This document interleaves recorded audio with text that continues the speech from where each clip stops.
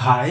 आज के इस वीडियो में हम प्रोग्रामिंग लैंग्वेजेस के ऊपर बात करेंगे और प्रोग्रामिंग लैंग्वेजेस में जो है हम सी लैंग्वेज के ऊपर बात करेंगे। तो आज का जो हमारा लेक्चर है वो एक्चुअली हमारा होगा कि प्रोग्राम क्या है, फिर हम लैंग्वेजेस के ऊपर बात करेंगे कि व्हाट इज द लैंग्वेज, फिर जो है हम type of language programming language की बात करेंगे, क्योंकि हमारा जो नेचुरल लैंग्वेज है उसकी तरफ हम नहीं जाएंगे, हम प्रोग्रामिंग लैंग्वेज, क्योंकि हम सी लैंग्वेज पढ़ रहे हैं तो इसी वजह से जो है हम टाइप ऑफ प्रोग्रामिंग लैंग्वेज की बात करेंगे। तो फर्स्ट ऑफ ऑल जो है प्रोग्राम क्या है, तो प्रोग्राम जो है हमारे पास कंप्यूटर, हमें पता है कि एक इलेक्ट्रॉनिक डिवाइस है और जो हम कंप्यूटर को देते हैं अकॉर्डिंग टू गिवन इंस्ट्रक्शन वो डिफरेंट टास्क परफॉर्म करता है।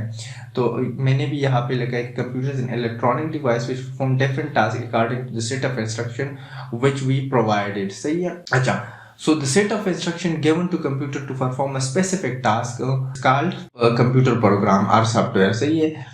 तो जब जो भी सेट ऑफ इंस्ट्रक्शन हम प्रोवाइड करते हैं कंप्यूटर को, किस लिए, कि वो एक पर्टिकुलर टास्क परफॉर्म करे, तो उसको हम प्रोग्राम कहते हैं। लाइक मैं कहता हूँ कि 2+2, सही है, ये मैंने एक प्रोग्राम बनाया है। अब मैं कंप्यूटर को ये इंस्ट्रक्ट कर रहा हूँ कि 2+2 का आंसर क्या आ रहा है, या कोई रेंडम नंबर दे दूँ, फॉर एग्जांपल 1003 और प्लस 1050, इसको वो प्लस करेगा। तो मैं कंप्यूटर को इंस्ट्रक्ट कर रहा हूँ वो एक स्पेसिफिक टास्क के लिए कि आपने इन दो नंबर्स को जो मैंने प्रोवाइड किया इसको ऐड कर देना है, तो इसको हम प्रोग्राम कहते हैं या सॉफ्टवेयर कहते हैं। सही है। फिर हमारे पास लैंग्वेज क्या है, प्रोग्रामिंग लैंग्वेज की अगर हम बात करें, as we know that natural language is the source of communication between human being. Natural जो लैंग्वेज है ये हमें पता है कि ये हमारे पास सोर्स ऑफ कम्युनिकेशन है बिटवीन ह्यूमन बीइंग, इंसानों के दरमियान बातचीत करने का एक जरिया है, कम्युनिकेशन का एक जरिया है। तो इसी तरह जो है कंप्यूटर से अगर आपने बात करनी हो तो we need a programming language. Like this programming language are the source of communication between user and computer system. Computer system से बात करने के लिए हम क्या यूज करते हैं, प्रोग्रामिंग लैंग्वेज का इस्तेमाल करते हैं। सही है। इसके बाद क्या है, computer program is written in programming language. Computer की जो प्रोग्राम है या कंप्यूटर को जब हमें इंस्ट्रक्ट करें, so we need a programming language. सही है। तो प्रोग्रामिंग लैंग्वेज कोई भी हो सकती है, तो यहाँ पर हम सी लैंग्वेज की स्पेसिफिकली बात कर रहे हैं। फिर हम C++ पढ़ेंगे और भी बहुत सारे मार्केट में programming language like Java script, इसके अलावा जो है डार्ट लैंग्वेज है, बहुत सारे लैंग्वेजेस हैं जो कि 1 by 1 हम आगे पढ़ेंगे आने वाले लेक्चर्स में। सही है। Every programming languages has its own rule and rules for the writing a computer program. सही है। हर प्रोग्रामिंग लैंग्वेजेस की जो है एक सेट ऑफ रूल होती है। जिस तरह हमारे पास नेचुरल लैंग्वेज की अगर हम बात करें लाइक इंग्लिश, उर्दू की, तो इसकी ग्रामर होती है, अकॉर्डिंग टू ग्रामर जो है हम बोलते हैं, अकॉर्डिंग टू ग्रामर जो है हम सीखते हैं। तो इसी तरह जो है प्रोग्रामिंग लैंग्वेज की भी एक अपनी ग्रामर होती है जिसको हम सिंटैक्स कहते हैं। सही है।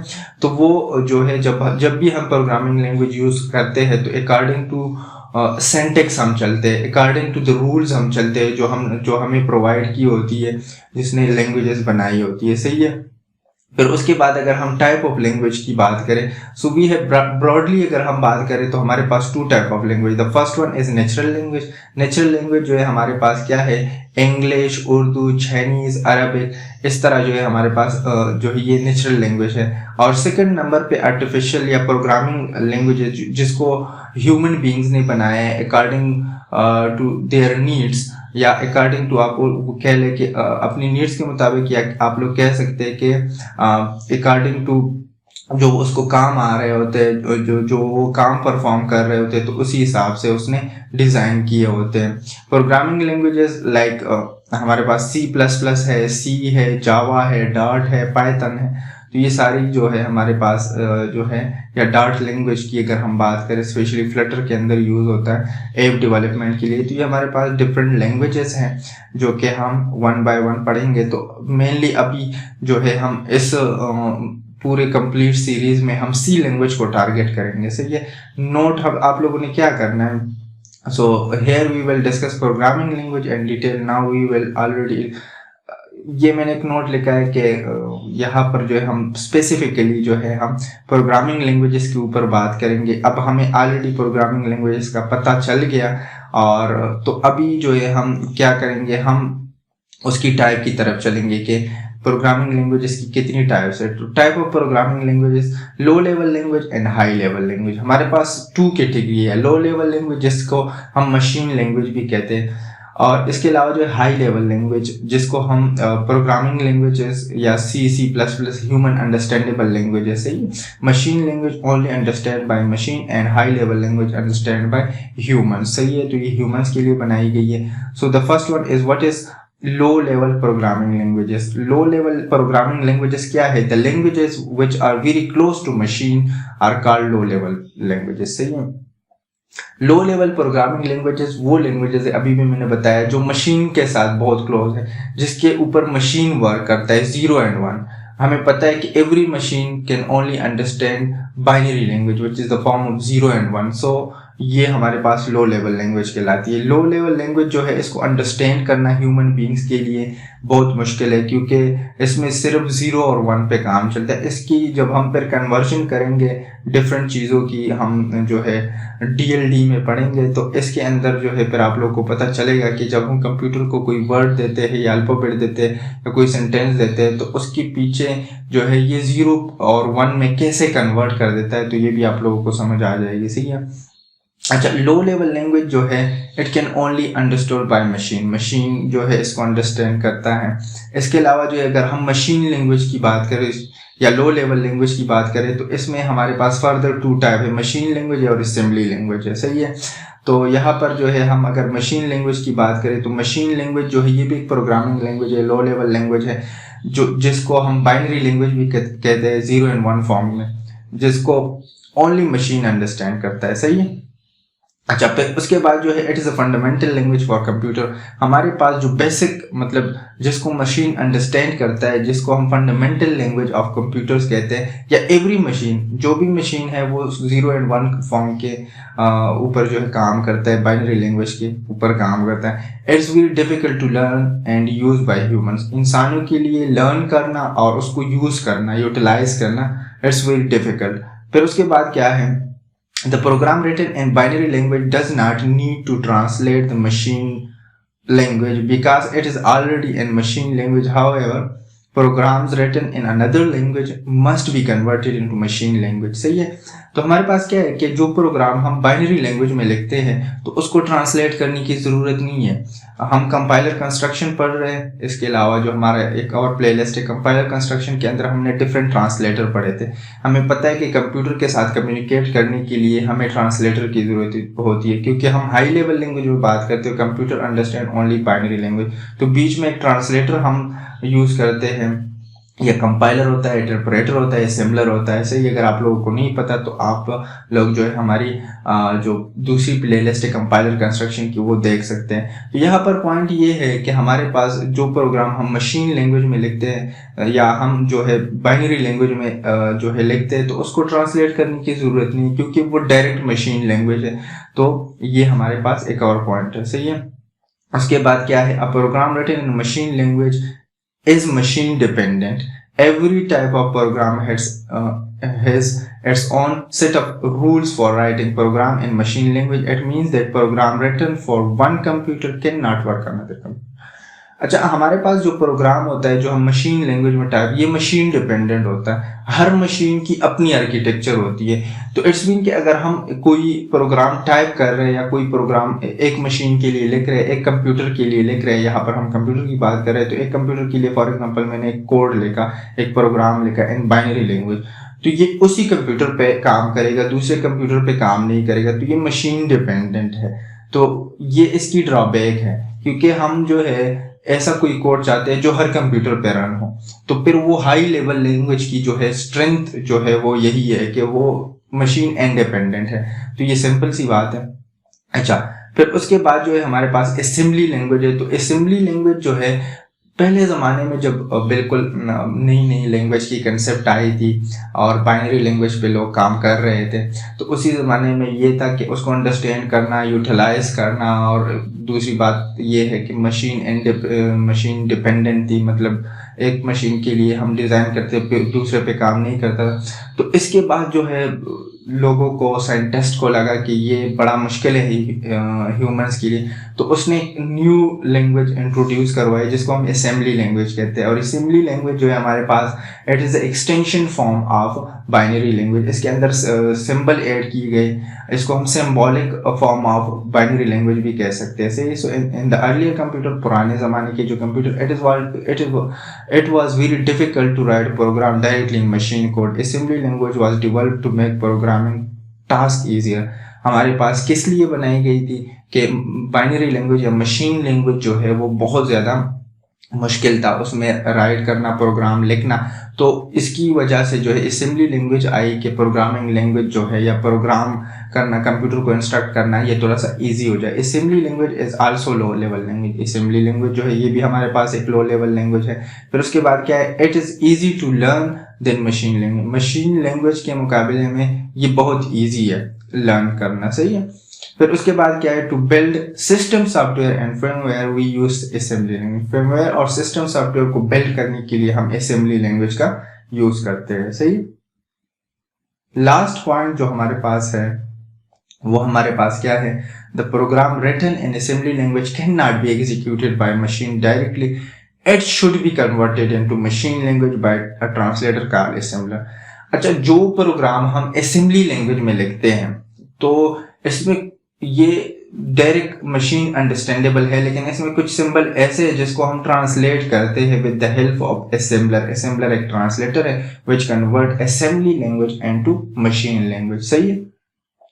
फिर उसके बाद हमारे पास हाई लेवल लैंग्वेज आती है। तो हाई लेवल लैंग्वेज जो आजकल हम यूज़ कर रहे हैं, C++, जावा, डार्ट, मुख्तलिफ किस्म के लैंग्वेज, जावा स्क्रिप्ट, HTML, ये सारे लैंग्वेजेस हम जो है हाई लेवल लैंग्वेज कहलाती है। The programming language which is very close to human is called high level language. Low level language जो है ये क्लोज थी मशीन के साथ, मशीन अंडरस्टैंडेबल लैंग्वेज थी। और हाई लेवल लैंग्वेज क्या है, ये ह्यूमन लैंग्वेज के साथ रिलेट कर रहे हैं, ह्यूमन लैंग्वेज जैसी, लाइक इंग्लिश की तरह ही वर्ड उसमें यूज हुए हैं, सही है। तो इसी वजह से जो है फिर ये इंसानों के लिए समझना बहुत ईजी।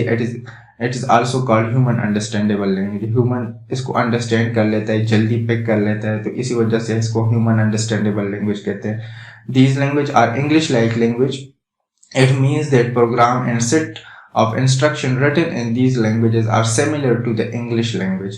हमारे पास इसका मतलब ये है कि अगर ह्यूमन अंडरस्टैंडेबल है या ह्यूमन की जो लैंग्वेज है उसके साथ रिलेट कर रहा है, तो ये इंग्लिश लाइक लैंग्वेज, अभी भी मैंने बताया कि it's same like English like language है। जिस तरह इंग्लिश में डिफरेंट वर्ड्स यूज होते हैं, इफ कंडीशन के लिए यूज होता है, तो यहाँ पर नॉर्मल लाइफ में इफ जो है वहाँ पर अगर इंग्लिश की हम बात करें तो वो भी वहाँ पे कंडीशन जब हम लगाते हैं, लेकिन प्रोग्रामिंग लैंग्वेज में अगर हम देखें तो उसमें भी सेम इसका यूज है। इस तरह डिफरेंट वर्ड्स जो है जो इंग्लिश की है, जो उसकी मीनिंग इंग्लिश में बिल्कुल same to same programming languages में भी है।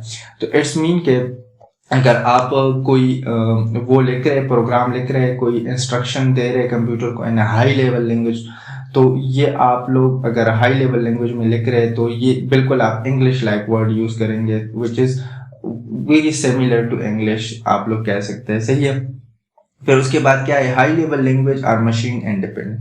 ये बहुत बड़ी पॉइंट है, ये मशीन इंडिपेंडेंट है। अगर कोई प्रोग्राम मैंने हाई लेवल लैंग्वेज में लिखा है तो इट्स मीन कि मैं किसी भी कंप्यूटर पर रन कर सकता हूँ। तो ये हमारे पास इसकी बहुत बड़ी स्ट्रेंथ है, सही है। तो मैंने इंग्लिश में भी लिखा है कि high level language is machine independent. This mean that the program written for one machine in a high level language should be run on another machine as well. अगर एक मशीन के लिए हम लिख रहे हैं कोई कोड तो दूसरी मशीन पे भी रन होगा। It is which is called machine independent, सही है। The rule through which we write program and instruction in a high level language is called syntax.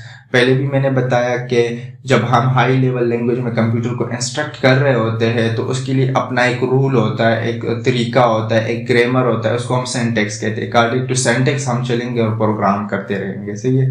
फिर उसके बाद क्या है, the translator who convert high level language to machine language is called compiler. हमारे पास बहुत सारे ट्रांसलेटर है जो हाई लेवल लैंग्वेज को कन्वर्ट करता है मशीन लैंग्वेज में। तो उसमें सबसे जो पॉपुलर है वो कंपाइलर है, जो at a time whole program को जो है हमारे पास कन्वर्ट करता है from high level language to low level language. सही है।